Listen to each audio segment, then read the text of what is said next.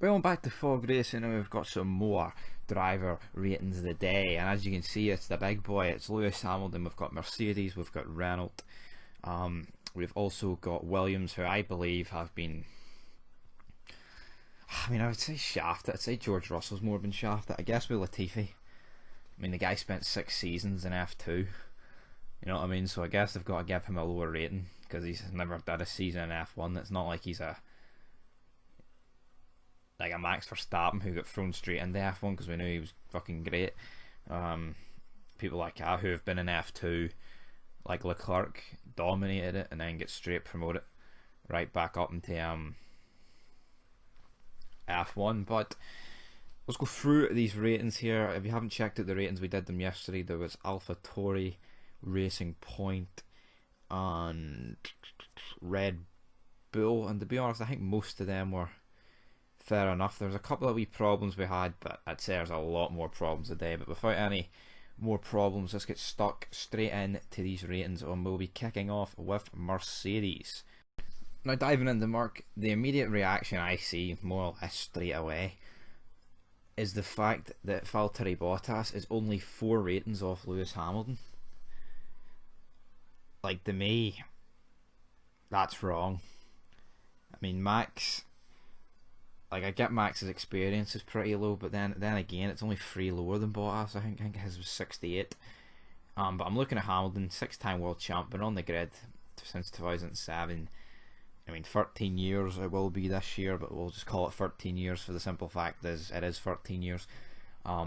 89 experience. I think there'd only be one driver who'll have more experience than him, and that will be Kimi Raikkonen, since he's been in the sport since 2001, near 2 decades. So I wouldn't argue with Kimi having more experience, I guess, because Hamilton's got more titles. You could argue, but that doesn't. I mean, it doesn't argue that. I mean, because if Massa was in this game, for example, he would probably have more experience than Hamilton because he's been in it longer. But I'm not saying experience is all about your tenure. Like, obviously not. It's about ups and downs and all that good gear. Moving into racecraft, Hamilton's racecraft with four more than Bottas. That's a joke in my opinion. His awareness 95. Again, how's Bottas got 99? The guy, I mean, he doesn't make a hell of a lot of mistakes, but he's crashed an awful lot as well. You know what I mean? He makes mistakes. I mean, Hamilton, let's be real, doesn't really make mistakes. So, if I was to pick one guy with 99 awareness, it would be Lewis Hamilton.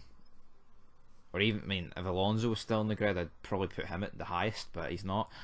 And then 96 pace, you can't really argue with that. I believe Max is the same pace. I think that's fair enough, to be honest. Like, I mean, obviously Hamilton's got the titles, but I'd say recently, like the last couple of seasons, Max has definitely had pace. But Bottas' car, I think they've completely overhyped the guy. I think he should have been. I mean, if Perez is an 85, Bottas should be about an 87, 88, in my opinion. Now moving in though to Renault, and we've got Danny Rick, and we have got Esteban Ocon, right? And now, how is Danny Rick an 87 but Bottas is 90? I'm not going to pick on Bottas, like, but you know what I mean? I think Danny Rick's fucking superior. His awareness is 86. I mean, does Bottas really warrant? I mean, I think Danny Rick does make a lot of mistakes when he goes for, because he is a late breaker. He is one of these risky guys that goes for moves, but fuck, you need to be like that. You know what I mean? But I mean, a 13 gap in awareness. Same racecraft as Ocon, his experience. He's been in the sport since 2011, when he debuted at HRT. So 9 years. The warrant 76, probably fair enough. 90 pace,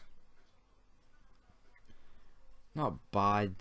6 off Lewis and Max, that's probably fair enough. But I think I'd say his racecraft's pretty good. I mean, he does do some pretty good overtaking. You know what I mean? And then we move into Ocon, 54 experience, shafted in my opinion. I mean, he's had 2 seasons at Force India. Last season he was a test driver at Merck. Like, to me, this guy. But I guess the way they're going with experience, it looks like your tenure. I mean, not like what you've actually done. So I guess maybe 50 if we can argue. 90 racecraft. Every time they show a classic race, I can even remember when he was on the grid. I mean, it wasn't that long ago. He just seems like a bit of a shite bag. his racecraft, so I would not have given him a 90. I mean, I say his awareness is pretty good. The only times he really crashed was with his teammate Perez.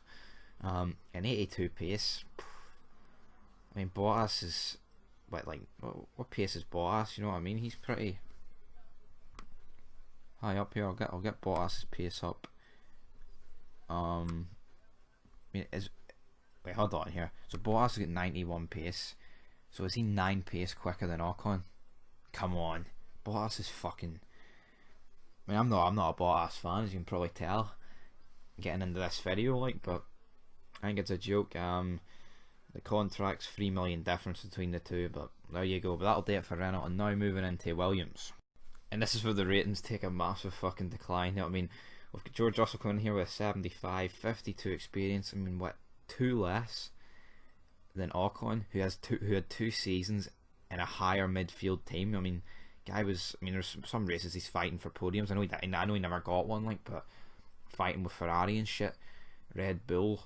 I mean, Russell's been fighting at the back with Kubica, albeit yes, he was smoking him, but I mean, at the end of the day, that's it.